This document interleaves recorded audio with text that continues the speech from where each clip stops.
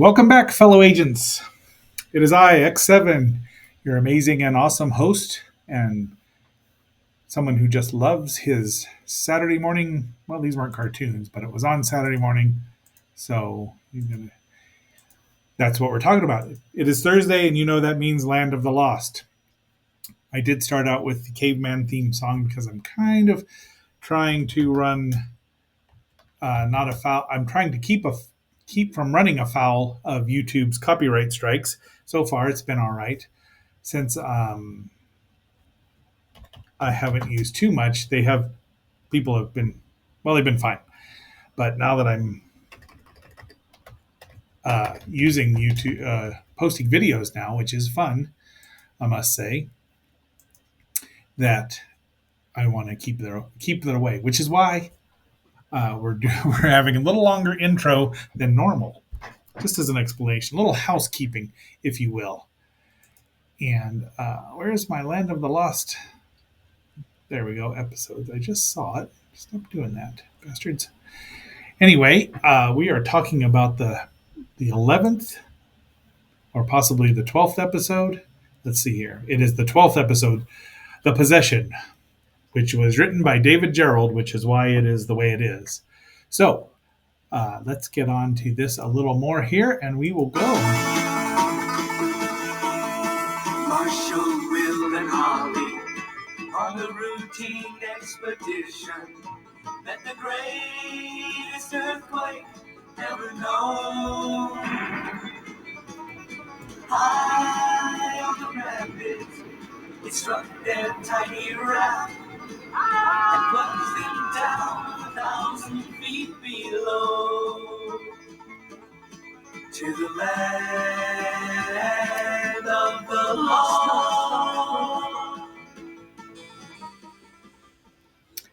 All right, there's our beginning. And before we get really into everything, please like, share, subscribe, vote in the poll, leave a comment. We'd really appreciate it. And grab yourself a stack of lost wheat cakes. Well, if they're lost, you can't really grab a stack of them. You know what I mean.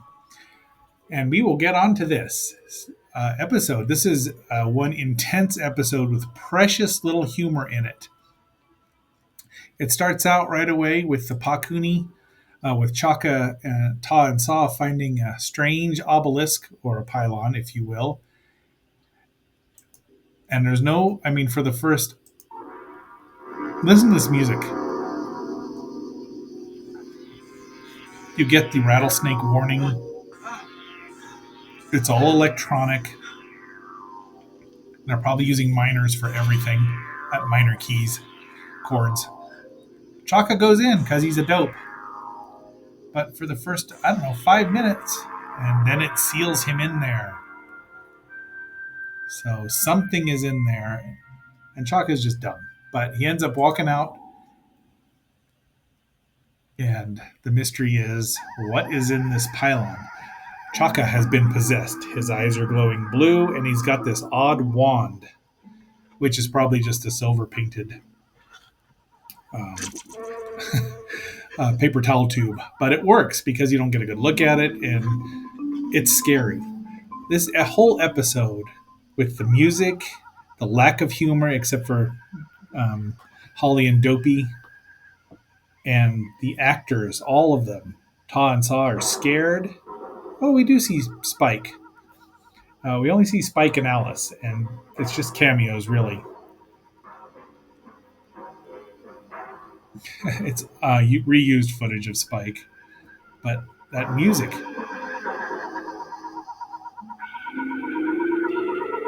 Off Chaka goes to the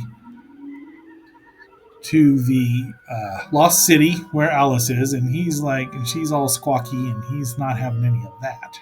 Like I said, this is all David Gerald. He's giving us a bit of a mystery here, which has no answer. Spoiler alert. So he's wandering. Oh, there's our buddy Alice, who I really think is actually bigger than Grumpy. And Chaka's like, even possessed form. Nope. So off he goes. Here we go. To be too long. Come on, Dopey. Dad, are you sure it's okay to let Holly go off by herself? She's growing up well. Besides, Grumpy's on the other side of the jungle. I heard him crashing off this morning. Well, I'm going to refill the water bags. I'll be back in a while. Okay. So here's our Holly has a nice heart-to-heart with Dopey about his eating habits. Let's see if we can find some nice grapes for dessert. Strawberries would have been nice. But you ate them all up again. You really ought to watch your eating, Dopey. You know that? You want to get fat? Well, of course, nobody's ever seen a thin brontosaur. And I realize you're a grown baby, but it'd be polite to leave something for the rest of us. He's still the same size he was when he hatched in that gigantic egg that no animal could ever have possibly delivered. So we go on through here, and then she runs into Chaka, she takes the wand from him, and then she's possessed now. So Holly's possessed, while Rick is out filling the water bags, which are jugs. I don't know what he's talking about, but he says what he's written. Holly goes to High Bluff, where Will is cleaning out binoculars of something, and one more weird sound effects as she touches the wand to all the crystals in the cave and absorbs their power. She's zapped Will unconscious. Bzz. So, Will! guess who came back? Son. Will, what's happened? Holly. Holly. Where is she? I don't know. She had some kind of a wand, baton. When she touched it to the crystals, it grew brighter. So we go on about this, She touched me. That's all I remember, Dad. and it's okay. Took me out. The actors, I can't it's only the six actors, the three Pakuni and the three Humani. No, Dad, listen to me. I can help you. I can sense Holly's presence. Or maybe it's that strange baton that I can sense. It does look like a baton. So off they go to find Holly. Why is he on his feet? Come here, Chaka, come on. Come on, Chaka. Here, old buddy. Come on, old buddy. They give him some water, which I don't remember. Hey, are you all right? No, he's in shock, but I don't think he's hurt. Chaka, go on home. Go home, Chaka. Oh, Hey, maybe if I point him in the right direction, that'll help. Come on, Chaka. It did not. It's that thing she's carrying. She needs to charge it from the crystals in the Lost City. At the slee stack. It won't hurt her. I can't. Not as long as she's got the wand with her. So guess where we're going? And they're in Enix's cave, where she's absorbing all the crystal energy. But don't worry, even though Will thinks that it'll never happen. Dad, we're too late. She's already drained the power from the crystals. Now we'll never get the time doorway open. Holly. Oh, it glows. I mean, it's got little lights in it. They did a really good job with the effects here. There are some chroma key effects, You know you can just hear turning me. people green and their eyes blue. I know you can understand. But Listen. but for 1974, and probably 73 really, the animations, they're inserted really well. They took a lot of care. And again, the actors take a lot of, they're professional, and I think they know. Well, you'd think Rick would quit touching things that he doesn't know about. So Holly just zapped him. We gotta wake up. We gotta follow her. Wake up, Dad! Dad, come on! Come on, Dad! So off we go. Holly's dropped the wand now. We're 10 minutes later. Well, 4 minutes. Dad. Are you all right? I think so, Dad. You can tell just by their body language that the three actors here really liked each other. I mean, so Rick decides he needs to go close this thing.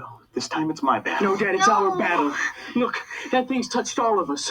I don't have time to argue with But you. Dad, look, we can show you where the pylon is. Yeah. He's got him by the bald cap. Okay, let's go. And they leave the baton. And there's Chaka. Because once Holly drops it, they all kind of regain their senses, and he's like not touching it. But they just leave the baton. Dad, the door's already open.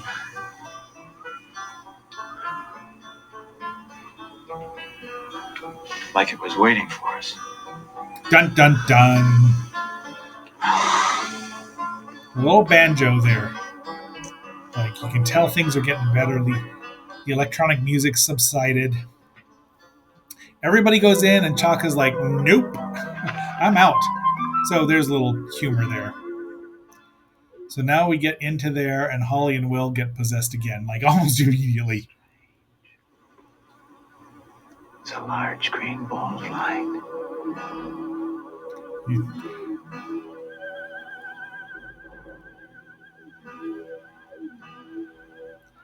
Be willing to bet David Gerald's a a very big fan of The Wizard of Oz. Holly. Will. Will! That thing's got them again. Maybe I can stop it. So he's going to mess with the crystals. The crystals from the Matrix. Stop!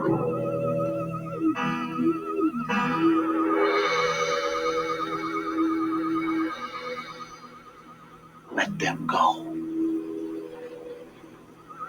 Who are you?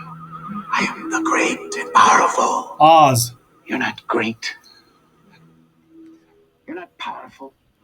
So this argument goes on for a while. And he keeps saying it, and it just repeats. We never really find out. I command you. Stop!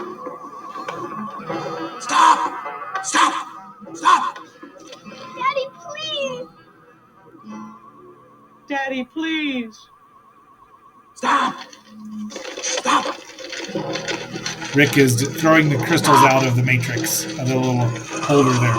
Don't shut off my power source. Please. It's lonely in here. Please don't let me die. So you end up feeling a little sorry for whatever is inside here. And that's the,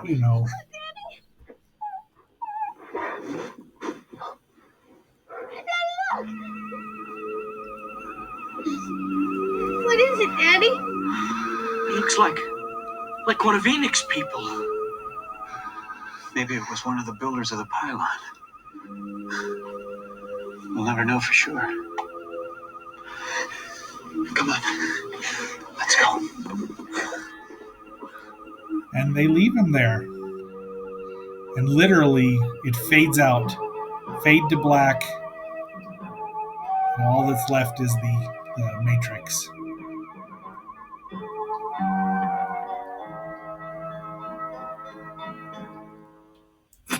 So, that is one intense episode. I can't commend all three actors, all six actors really. Now Todd and Saw didn't have to do too much, but they did what they needed to do. And Chaka obviously was, a little, not much more than a conduit for the baton. But the marshals, Holly and Will and Spencer, just were phenomenal in this, because it's not funny. It's eerie. It's creepy.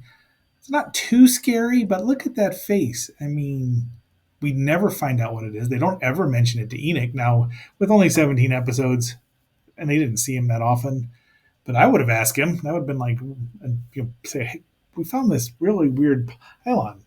Someone from your time has been sitting there, stored and lonely and bored and wanting to get out. The crux of it is, and I skipped over it, is that he wants to rule all, which I'm assuming the land Altrusia, but who knows how long he's been in there? Thousands, millions of years for evolution to take effect? We don't know. We'll never know. So some mysteries are fun because you can speculate. I would like to ask David Gerald what this was about. But be that as it may, it's really a phenomenal episode. It moves by in a hurry. I mean, the last one, really, the Paku who came to dinner, the search, they were all right, but this one just steps up everything. Really, I mean, we're going to get into a little more here, although we have a kind of a silly a sillier episode following in next week. So, agents, that is our episode for today. Don't ever trust a pylon that opens up mysteriously because you never know what's inside. And until our next assignment, this is X7 signing off. When I look all around, I can't believe the things I found. Now I need to find my way. I must find me living in the land of the Lord. Living in the land of the Lord.